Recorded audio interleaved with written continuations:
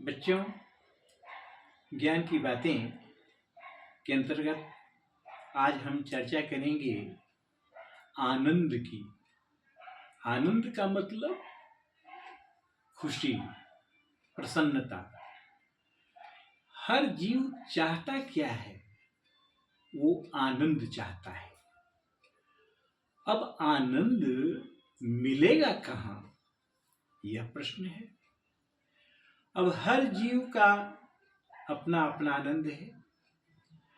अब कोई कीड़ा है जो गंदे पदार्थ के प्रति ज्यादा खुश होता है। अब उसको यदि गुलाब के फूल में रख दिया जाए तो कुछ देर के बाद फिर वह उसमें से निकल कर उसी गंदी वस्तु की ओर जाए।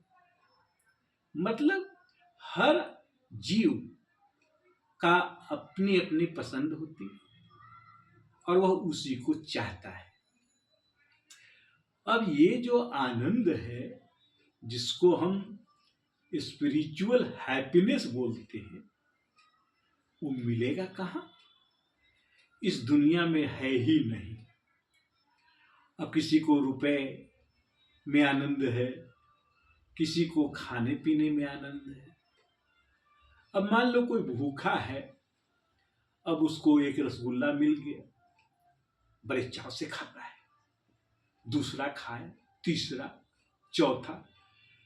जैसे जैसे वो खाता है उसका आनंद घटता है और कुछ समय के बाद अब वो खाना नहीं चाहता। कोई कितना हो कहे कि बस एक पीस और ले लीजिए, वो कहेगा नहीं भाई। ऐसा क्यों हुआ?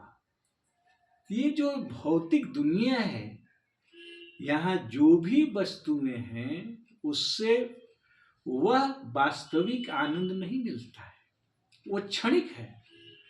लेकिन ईश्वरीय आनंद जो है, भगवान का जो आनंद है, वह अस्थाई है और जैसे जैसे वह मिलता है वो घटता नहीं, वो बढ़ता है। बच्चों, मात्र 3 चीजें याद रखनी है। जीव यानी जिसको आत्मा बोलते हैं, परमात्मा यानी भगवान, और माया। बस इन 3 चीजों को हम समझें। आत्मा और परमात्मा दोनों के बीच एक दीवार है और वह है माया की दीवार। और माया किसके अधीन है? ईश्वर के अधीन। जब तक भगवान की कृपा नहीं होगी, माया जाएगी नहीं। कुछ देर के लिए माया हमसे अलग होती है, कुछ क्षण के लिए, और फिर हम माया के जाल में फंस जाते हैं। जैसे श्मशान घाट पर चिता जलती है तो कुछ देर के लिए आदमी सोचता है, ओ तो जिंदगी यही है, एक दिन हमें भी मरना हो। मुट्ठी बांध के आया, जग में हाथ पसारे जाए। और फिर भी हम लोग लोभ, मोह, क्रोध, स्वार्थ से घिरे रहते हैं। उस समय लगता है कि बस आज के बाद छल, कपट, ईर्ष्या, द्वेष सब बंद। लेकिन जैसे ही वहां से बाहर निकलते हैं, फिर हमारा मन उसी दुनिया में खो जाता है।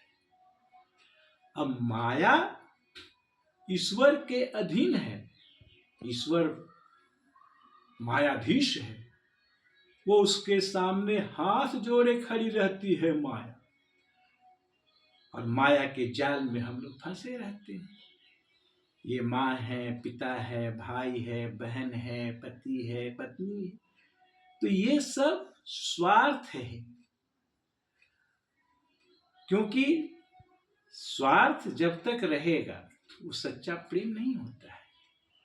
सच्चा प्रेम गोपियों का प्रेम था, कृष्ण के प्रति। हम लोग भजन गाते हैं, त्वमेव माता च पिता त्वमेव बंधुश्च सखा।